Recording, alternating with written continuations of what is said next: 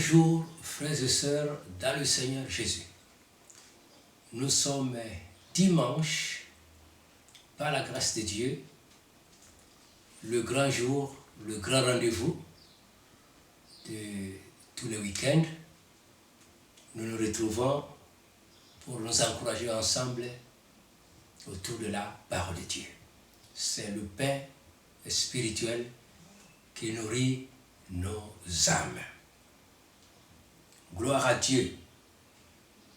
Nous allons confesser un petit cœur et nous allons prier. Gloire à ton nom, Jésus. Gloire à ton nom, Jésus. Mon rocher, ma forteresse, mon libérateur, je me confie en toi.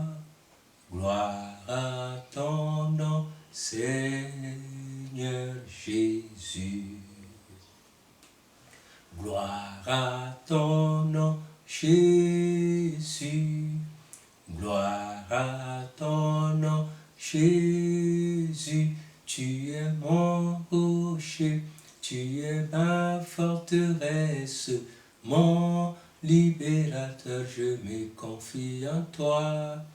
Gloire à ton nom, Seigneur Jésus.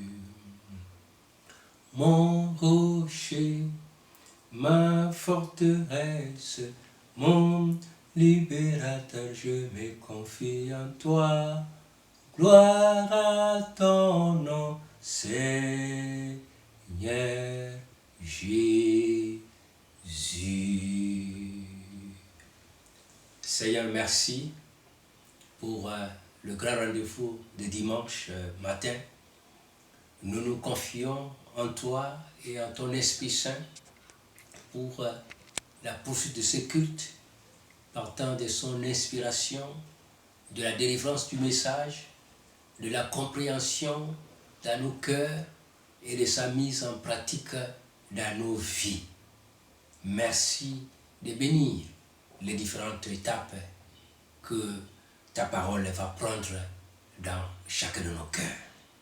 Seigneur, que tout ceci participe à l'avancement de ton œuvre et soit pour ta gloire, au nom du Seigneur Jésus-Christ. Amen. Gloire à Dieu. Le grand jour s'est levé. Dieu nous a visités. Voici des temps nouveaux. Nous chantons gloire à l'agneau. Nous proclamons son message. Et son Saint-Esprit remplit les cieux et la terre. Donc ce matin, c'est comme nous l'avons l'habitude de le dire, c'est un matin de foi, un matin d'espérance, un matin de gloire, un matin de délivrance, un matin de bénédiction, un matin de guérison, un matin de miracle, un matin du salut, un matin de réconciliation avec Dieu, un matin de la progression de l'œuvre de Dieu, un matin pour la gloire de Dieu. Pourquoi? Parce que la bonne nouvelle est annoncée. Pourquoi? Parce que Dieu lui-même est omniprésent au milieu de nous. Il est avec nous. Là où deux ou trois sont réunis en son nom, il est avec nous, dans nos cœurs.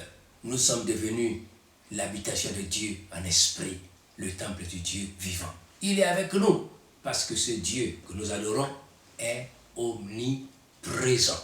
Sa gloire remplit les cieux et la terre. Sa présence remplit les cieux et la terre. Donc ce grand Dieu est à côté de toi. C'est une bonne nouvelle. Gloire à Dieu. Pendant que nous allons poursuivre le coup de la parole de Dieu, oui, reçois les grâces de Dieu. Reçois la bénédiction en accord avec tes besoins au nom du Seigneur Jésus-Christ et de la puissance de son Saint-Esprit qui est autour de toi. Gloire à Dieu. Gloire à Dieu. Un jour de salut. Notre thème, c'est le thème du vendredi passé. Nous le poursuivons ce matin. Et vendredi passé, nous avons parlé de quelques obstacles à la prospérité biblique. Oui, nous allons clôturer ce thème par la grâce de Dieu ce matin.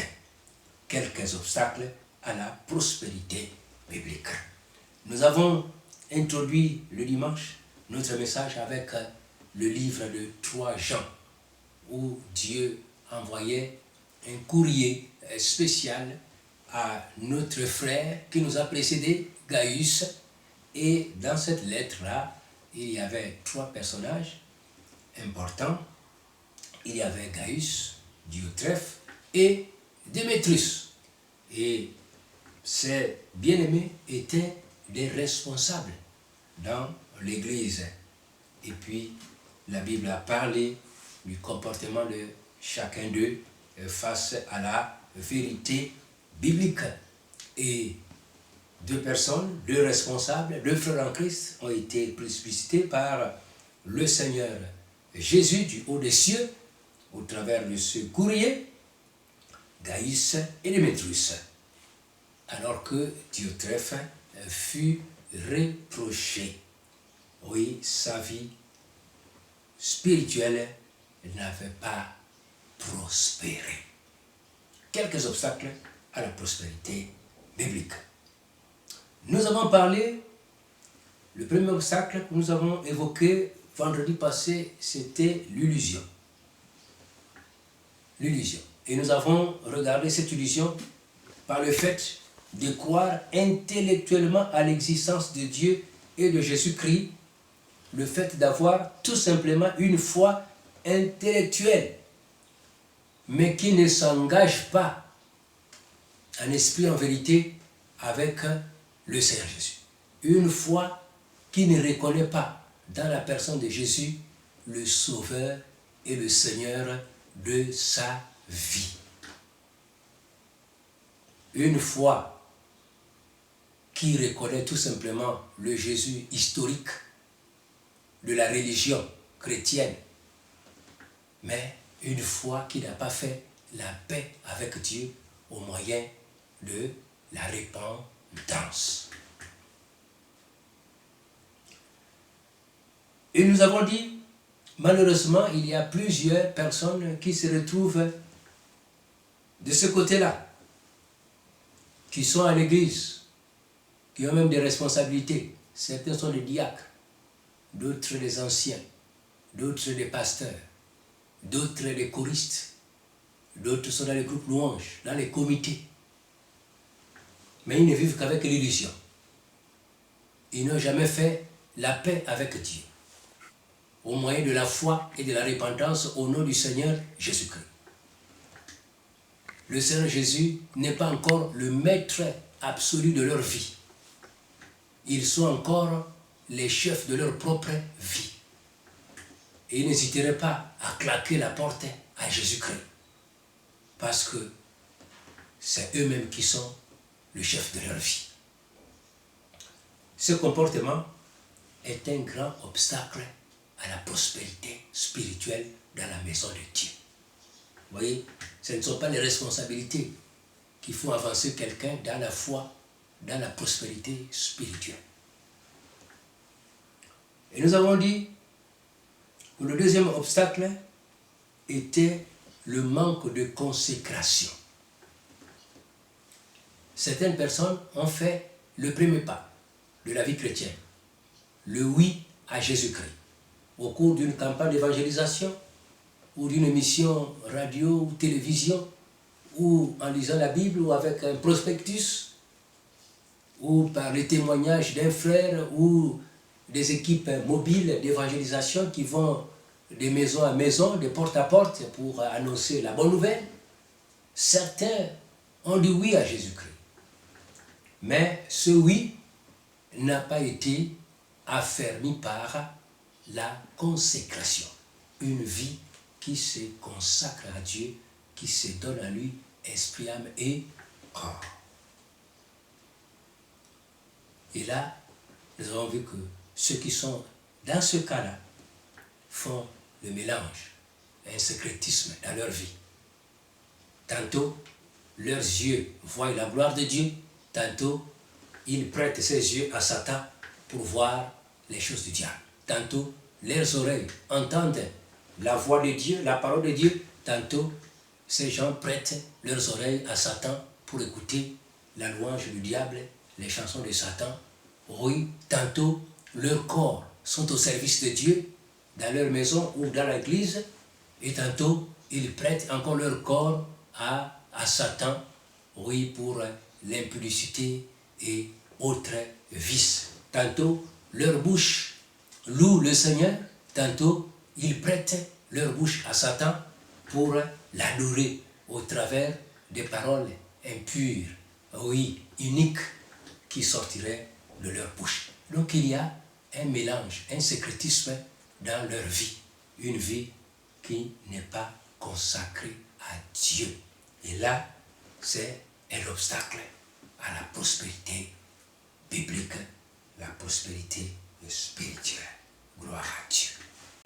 Et nous poursuivons donc ce dimanche à citer d'autres éléments, d'autres obstacles qui empêcheraient la prospérité biblique dans la vie de l'enfant de Dieu. Et nous avons aussi dit le vendredi qu'il y a plusieurs sortes de prospérité.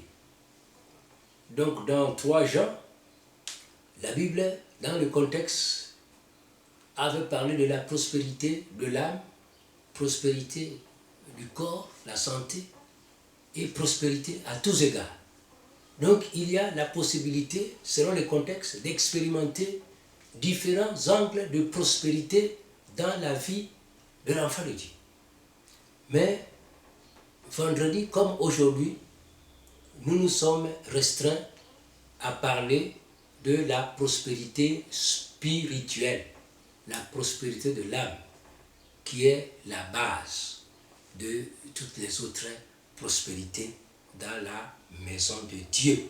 La prospérité spirituelle de l'âme est la base.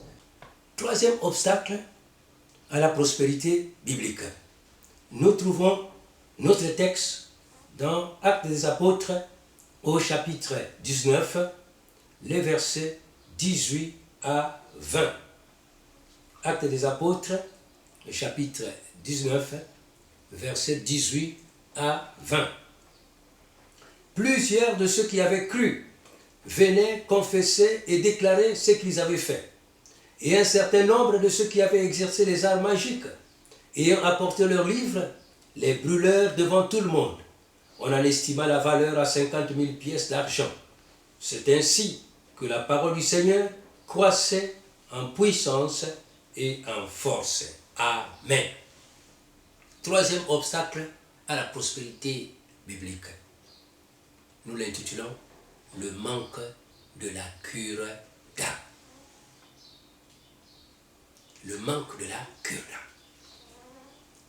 Nous voyons déjà à la conversion des bien-aimés avec l'église primitive, lorsque les âmes sont passées par l'expérience du oui à Jésus-Christ après une évangélisation, qu'est-ce qui va suivre?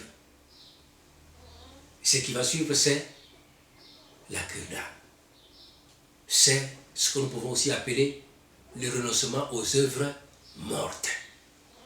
Déjà, avant d'aborder Acte 19, dans Acte 15, à la conférence de Jérusalem, il eut pour déterminer ce que sera la suite de l'encadrement des âmes après avoir dit oui à Jésus-Christ. Et ceci pour garantir leur prospérité spirituelle. Une conférence étant tenue à Jérusalem, et en voici les conclusions. Dans Acte 15, 28 à 29. Car il a paru bon au Saint-Esprit et à nous de ne vous imposer d'autres charges que ce qui est nécessaire, savoir de vous abstenir des viandes sacrifiées aux idoles, du sang, des animaux étouffés et de l'impudicité, choses contre lesquelles vous vous trouverez bien de vous tenir en garde à Dieu. Amen. Là, nous sommes à Jérusalem. Une grande conférence pour le bien-être spirituel des enfants de Dieu. Que faire après le oui d'évangélisation?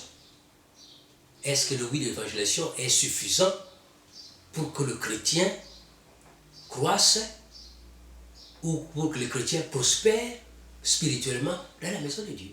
Non. Actes des Apôtres 15 dit, pour ces chrétiens de l'église primitive, ces chrétiens spécialement d'origine païenne, c'est-à-dire du monde non juif, lorsqu'ils sont entrés dans la foi en Jésus-Christ, voilà les conclusions de la conférence de Jérusalem en leur endroit. Ces chrétiens doivent être enseignés sur le renoncement aux œuvres mortes. Ils doivent passer par la cure d'âme pour les aider à renoncer aux œuvres mortes. Et les œuvres mortes, là, nous voyons dans ce contexte de la conférence de Jérusalem, les idoles, l'idolâtrie, le fétichisme, la magie, le maraboutage, donc tout ce qui est des ténèbres,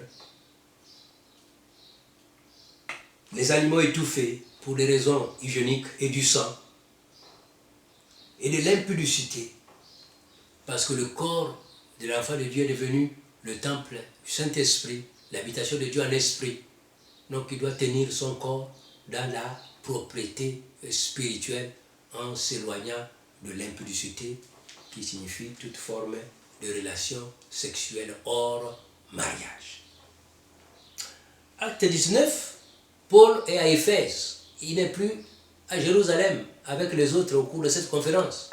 Paul a progressé sur le terrain de l'évangélisation. Il a quitté Jérusalem.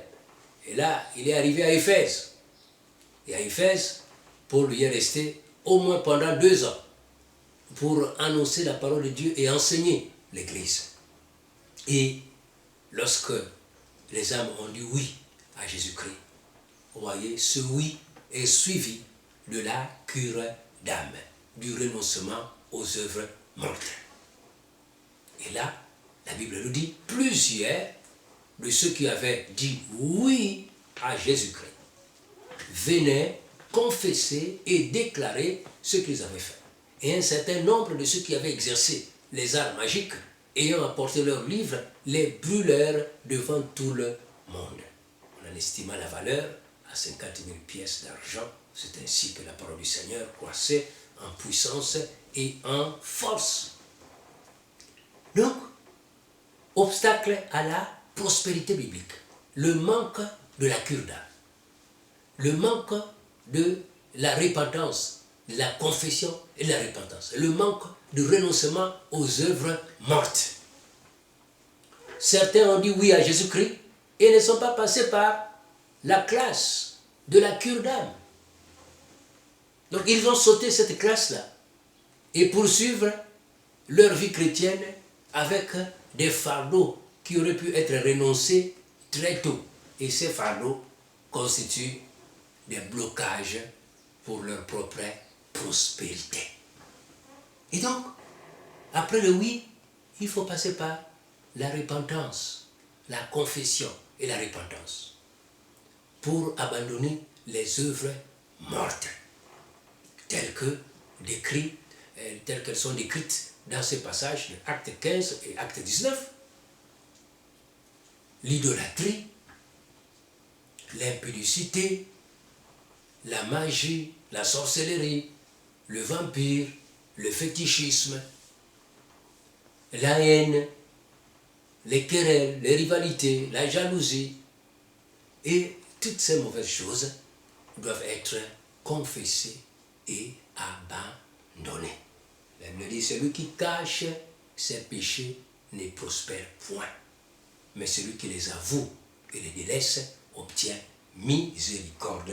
Là nous sommes au Proverbe chapitre 28, verset 13. Celui qui cache ses péchés ne va pas prospérer spirituellement, bibliquement.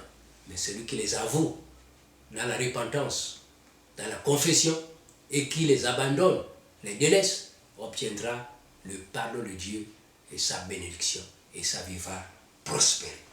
Donc, c'est l'obstacle à la prospérité biblique. Un autre obstacle, nous l'appelons la paresse spirituelle. La paresse spirituelle est un obstacle à la bénédiction, à la prospérité de l'âme. La paresse spirituelle. Qu'est-ce que la paresse spirituelle? Je prends un exemple. Manque de discipline dans la lecture de la parole de Dieu. La parole de Dieu, le pain de l'âme, la parole de Dieu, instrument de la révélation divine. Celui qui a dit oui à Jésus-Christ, il est passé par la cure d'âme, mais il n'a pas de discipline personnelle pour lire la parole de Dieu pour lui-même. Il attend seulement le jour de dimanche. Lorsqu'on va à l'église, c'est là qu'il ouvre sa Bible. Et une fois que le culte est terminé, il la referme pour la rouvrir le dimanche prochain. C'est une paresse spirituelle, un obstacle à la croissance, à la prospérité biblique. Manque de prière personnelle. Manque de prière personnelle. Jésus a dit dans ta chambre et tu pries ton Père qui est là dans le secret, et ton Père t'exaucera, te bénira. Mais d'autres veulent tout simplement s'appuyer sur les prières des autres. Priez pour moi, priez pour moi, priez pour moi, mais pas prier avec moi. C'est une paresse spirituelle. Tu ne vas pas progresser parce que tu veux dépendre des prières des autres. S'ils ne prient pas pour toi, toi aussi tu ne fais rien. La vie ne va pas aller plus loin. C'est une paresse spirituelle. D'autres ne mémorisent pas les passages bibliques. Dans leur mémoire, aucune parole, aucun passage biblique. Vous voyez, face aux épreuves de la vie, face aux tentations, nous savons que le Seigneur Jésus-Christ avait répondu. Il est écrit, l'homme ne vivra pas de pain seulement, mais de toute parole qui sort de la bouche de Dieu. Il est écrit que tu adoreras le Seigneur ton Dieu. Lui seul. Il est écrit, tu ne tenteras pas le Seigneur ton Dieu. Donc Jésus a répondu par, il est écrit. Il ne lisait pas la Bible, mais il avait mémorisé les passages de la parole de Dieu. Il pouvait les réciter et les sortir au moment convenable. D'autres, dans leur mémoire, il n'y a rien de la parole de Dieu. C'est une paresse spirituelle. Méditation de la parole de Dieu. Méditer la parole de Dieu. Vous voyez, dans le calme, se rappeler de la parole de Dieu, revisiter la parole de Dieu dans son cœur, réfléchir sur la parole de Dieu, sur le contour de la parole de Dieu, les possibilités de la mise en pratique de la parole de Dieu. Méditer les enseignements qu'on a reçus, méditer les leçons qu'on a apprises à l'église, dans les enseignements. Oui, méditer sur les versets bibliques, voir la possibilité de les mettre en pratique. D'autres ne méditent absolument rien. Et une autre paresse spirituelle, manque d'étude de la parole. Vous voyez, la Bible est là pour nous aider. Dieu met aussi à notre disposition certains bons livres chrétiens qui ont été écrits par des hommes de Dieu, bien inspirés par Dieu. Des bons livres d'édification, d'enseignement, d'instruction. Et il y en a qui ne prennent pas le temps de parcourir ces livres-là. Ils n'étudient pas la parole de Dieu, ni avec la Bible, ni avec les autres livres intéressants écrits par nos frères et sœurs dans le Seigneur. Et c'est la paresse spirituelle. Lorsque ces activités citées ne font pas l'objet d'une discipline personnelle de la part de l'enfant de Dieu, sa vie spirituelle n'ira pas trop loin. C'est un obstacle, la paresse, un obstacle à la prospérité spirituelle. Un autre obstacle à la prospérité biblique, le manque de témoignage. Manque de témoignage. On est sauvé et on a gardé la bénédiction du salut pour soi-même. Et là, c'est l'égoïsme spirituel. On ne partage pas la bénédiction du salut aux autres. C'est un obstacle à la prospérité spirituelle. Parce que la Bible dit, oui, tel qui donne libéralement devient plus riche, et tel qui épargne à l'excès ne fait que s'appauvrir. Donc ce passage peut s'appliquer également sur le plan spirituel. Celui qui donne, oui, aux autres la parole de Dieu, celui qui témoigne, lui aussi sera béni. Le manque de témoignage est un obstacle. L'égoïsme spirituel, c'est un obstacle. Lorsqu'on ne partage pas Jésus-Christ aux autres, à son entourage, à ses connaissances, on ne fait rien pour permettre à son entourage et à ses connaissances de connaître Jésus-Christ de Nazareth. C'est un obstacle à la prospérité biblique. Celui qui donne l'évangile, oui, lui aussi sera arrosé de la part de Dieu. Celui qui arrose sera lui-même arrosé. Donc si tu arroses les autres avec l'évangile, Dieu aussi t'arrosera avec ses grâces, avec ses bienfaits. Gloire à Dieu. D'autres ne prospèrent pas à cause du manque du baptême du Saint-Esprit. C'est une expérience merveilleuse dans la foi chrétienne. Oui, passer par le baptême du Saint-Esprit, recevoir l'équipement pour le service, la puissance de Dieu. Le Seigneur a dit, vous recevrez une puissance lorsque le Saint-Esprit surviendra sur vous. Et vous serez mes témoins à Jérusalem, en Judée, en Samarie et jusqu'aux extrémités de la terre. Donc, c'est un équipement.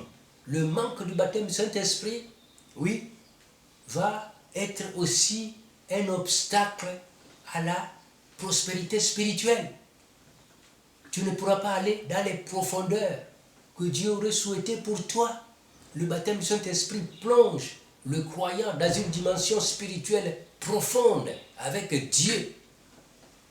Donc il y a des domaines à découvrir par la porte du baptême du Saint-Esprit. Il y a des domaines à explorer par le baptême du Saint-Esprit. Et ce baptême a comme signe extérieur qui montre au monde, qui témoigne que la personne est remplie du Saint-Esprit, c'est la glossolalie, le parler en langue inconnue. Oui, les 120, lorsqu'ils reçurent pour la première fois la puissance de Dieu, la Bible a dit ils se mirent à parler en d'autres langues selon que l'Esprit leur donnait de s'exprimer. L'expérience du baptême du Saint-Esprit est un plus pour la prospérité spirituelle. Et son manque est un frein à la prospérité spirituelle. Un autre obstacle, le manque d'une vie de louange et d'adoration. Le manque d'une vie de louange et d'adoration.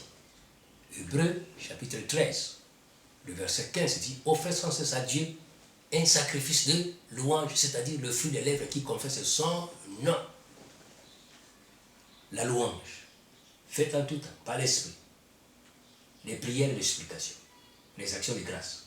Et la Bible dit également des cantiques chantés à Dieu sous l'inspiration de la grâce, des cantiques, des hymnes, des psaumes, oui, à notre Dieu. Donc le manque d'une vie de louange et d'adoration est un obstacle à la prospérité spirituelle. Un autre obstacle, manque de donner ses dîmes et ses offrandes à Dieu. Toujours dans Hébreux, chapitre 13, dans le verset 16, la Bible dit « Et n'oubliez pas la bienfaisance et la libéralité, car c'est à de tels sacrifices que Dieu prend plaisir. » Et donc, lorsqu'on ferme ses mains à Dieu, on ferme son cœur à Dieu, on ne donne pas à Dieu selon la prospérité qu'il a répandue sur nos vies. On n'aide pas son prochain, ni son frère en Christ, sa soeur en Christ, ni son prochain, ses semblables, ni ses parents. On est égoïste vis-à-vis de Dieu et de son prochain. Cette attitude est un grand obstacle à la prospérité biblique. Un autre obstacle, manque de communion avec le corps de Christ. Manque de communion avec le corps de Christ. Il y a des chrétiens qui ne sont chrétiens que dans leur propre église locale et qui pensent qu'en dehors de leur église locale, il n'y a pas d'autres chrétiens sur la terre. Et il ne reste que dans les 4 murs de leur église locale. C'est un obstacle à la prospérité biblique. Dieu a beaucoup d'enfants éparpillés dans le pays comme dans le monde, qui sont dans les différentes dénominations. Il n'y a pas une dénomination unique sur toute la terre que Dieu reconnaît comme étant la seule domination où il y a des enfants de Dieu nés de nouveau. Il y en a plusieurs dénominations qui invoquent Dieu en esprit et en vérité. L'enfant de Dieu doit apprendre à discerner les dénominations qui invoquent le Seigneur en esprit et en vérité, et à partager la communion fraternelle avec ses bien-aimés.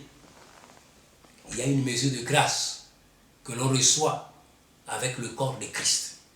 Il y a aussi une mesure de grâce que l'on donne au corps de Christ. Vous voyez, c'est un corps qui a plusieurs membres.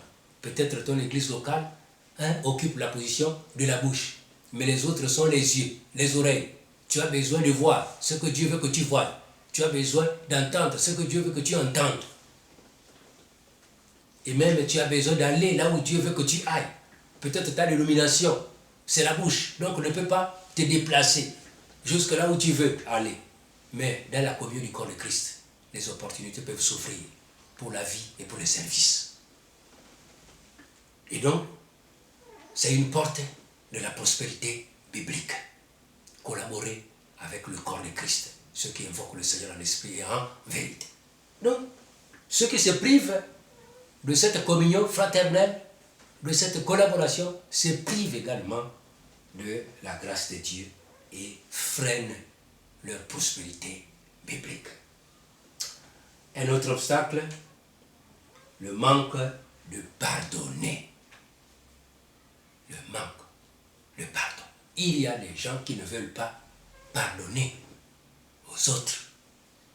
Ils gardent la colère, la rancune pendant des années et disent qu'ils sont en train de servir Dieu. Jésus a dit, si vous êtes debout, faisant votre prière, si vous avez quelque chose contre quelqu'un, pardonnez. Car si vous ne pardonnez pas aux autres, votre Père Céleste aussi ne vous pardonnera pas non plus vos offenses. Et si Dieu ne vous pardonne pas, vous êtes alors perdu. Alors tout le temps que vous avez passé dans la maison de Dieu est vain. Le pardon est une clé à la prospérité biblique. Pardonne tous ceux qui t'ont offensé. Même si tu as raison, 1000 fois raison, pardonne. Pardonne. Sois en règle avec le Seigneur Jésus-Christ, avec sa parole. Pardonne. Combien de fois pardonne-je celui qui m'a offensé? Est-ce que c'est 7 fois? Jésus dit non, 7 fois, 70 fois. Vous voyez, plus de 490 fois. Vous voyez, qui va t'offenser pendant 490 fois? C'est juste pour dire, accorde le pardon sans limite. Pardon sans limite. Pardon. C'est une clé pour la prospérité biblique. Gloire à Dieu. Nous concluons notre message avec le texte de 1 Jean, chapitre 2, versets 15 à 17. N'aimez point le monde, ni les choses qui sont dans le monde. Si quelqu'un aime le monde, l'amour du Père n'est point en lui. Car tout ce qui est dans le monde, la convoitise de la chair, la convoitise des yeux et l'orgueil de la vie, ne vient point du Père, mais vient du monde. Et le monde passe, et sa convoitise aussi, mais celui qui fait la volonté de Dieu demeure éternellement. Gloire à Dieu. L'échelle de valeur est aussi un élément qui peut être un obstacle à ta prospérité dans la maison de Dieu. Quelle est ton échelle de valeur?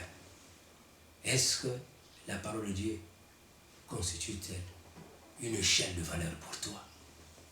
Ou bien c'est l'échelle de la valeur du monde que tu regardes pour juger tes choix, tes décisions? Oui. Qu'est-ce qui te sert de repère pour ton jugement pour ton analyse, pour tes décisions, pour tes choix. L'amour du monde ou l'amour du Père. L'amour du monde ne mène qu'à la ruine. C'est un obstacle à la prospérité spirituelle. Gloire à Dieu. Quelqu'un demande à Jésus-Christ le plus grand commandement. Et Jésus dit, voici le premier. Tu aimeras ton Dieu de tout ton cœur, de toute ton âme, de toutes tes forces et de toutes tes pensées, et tu le serviras lui seul. Et le deuxième, tu aimeras ton prochain comme toi-même. Nous arrivons donc à la conclusion de notre message. Chers frères et sœurs, nous avons abordé le thème, les obstacles, quelques-uns des obstacles qui freinent la prospérité biblique de l'enfant de Dieu. Et nous avons dit que la prospérité selon Dieu peut s'étendre sur les autres domaines de la vie. Elle commence par la prospérité spirituelle. Et ensuite, elle peut s'étendre sur la prospérité physique, la prospérité matérielle, économique, sociale, la prospérité dans les autres domaines de la vie. Mais nous nous sommes limités à présenter principalement la prospérité spirituelle ou la prospérité de l'âme qui est la base de toutes les autres prospérités. Lorsque cette prospérité n'est pas en place, alors l'homme court le danger d'entendre Jésus lui dire que servirait-il à un homme de gagner le monde entier s'il perdait son âme. Là, c'est les conséquences de prospérer dans les autres domaines de la vie tout en négligeant la prospérité spirituelle. Donc pour Dieu, la prospérité spirituelle est prioritaire. Elle a priorité sur les autres types de prospérité. Et nous avons vu donc les obstacles. Et le premier obstacle, c'est l'illusion. Tu n'as pas encore accepté Christ. Tu n'as pas encore pris la décision avec Jésus. Tu n'es pas sérieux avec Jésus-Christ. Tu joues encore avec Jésus. Jésus n'est pas encore le chef de ta vie. Ce n'est pas lui qui gère ta vie. Ce n'est pas lui qui a le dernier mot dans ta vie. Et tu es dans la maison de Dieu et tu te dis chrétien.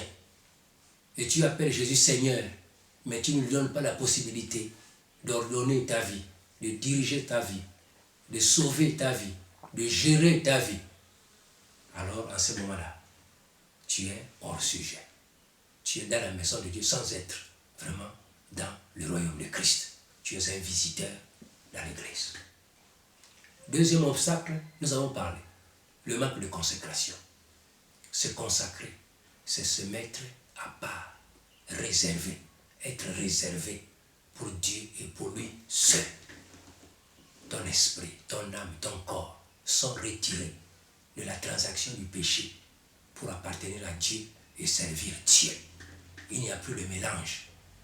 Tu ne partages plus ton corps, ton âme, ton esprit avec les ténèbres. Tu ne donnes pas une partie de tes yeux à Satan, une partie à Dieu. Ta bouche à Satan, ta bouche à Dieu. Tes oreilles à Satan, tes oreilles à Dieu. Tes pieds à Satan, tes pieds à Dieu. Tantôt tu es à l'église, tantôt tu es chez le diable. Un syncrétisme, un mélange. Un obstacle, le deuxième obstacle. Nous avons parlé du troisième obstacle. Nous avons parlé du manque de la cure d'âme. Après le oui, la Bible veut que nous passions, oui, au renoncement aux œuvres mortes, à la repentance et à la confession. Ceux qui avaient accepté Jésus dans l'église primitive ont confessé leurs péchés et ont brûlé les œuvres sataniques, magiques qui les détenaient pour être libres. Ils n'avaient plus de compte à rendre à Satan. Ils se sont débarrassés de ces choses, de ces amulettes, de ces bagues, de ces chaînettes, de ces chaussures, oui, de ces cordes. Ils se sont débarrassés de ces livres, tout ce qui appartenait à Satan. Ils s'en sont débarrassés pour être libres et totalement dédiés à Jésus-Christ. Le manque de la cure d'âme.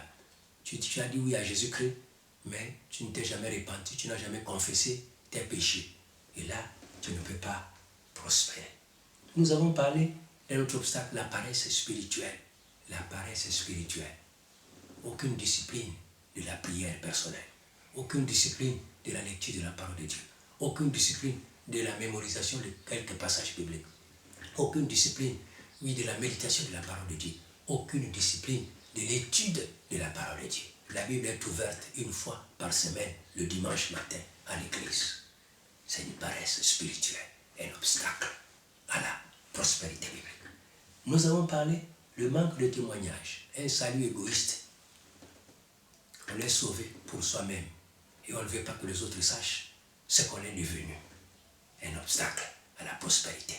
Tu enfermes la bénédiction réservée à tout le monde, seulement pour toi-même. Un obstacle. Nous avons parlé du manque du baptême du Saint-Esprit. Le baptême du Saint-Esprit introduit le chrétien dans les dimensions profondes de communion et de service avec le Seigneur. C'est un monde à explorer. Et s'il n'y a pas ce baptême-là, une partie de ta bénédiction risque d'être inactive parce que tu n'es pas passé par cette expérience. Nous avons parlé d'autres obstacles, manque de louange et d'adoration. On n'a pas une vie de louange et d'adoration. Nous avons parlé aussi du manque de donner ses dîmes et ses offrandes, l'infidélité dans les dîmes et les offrandes.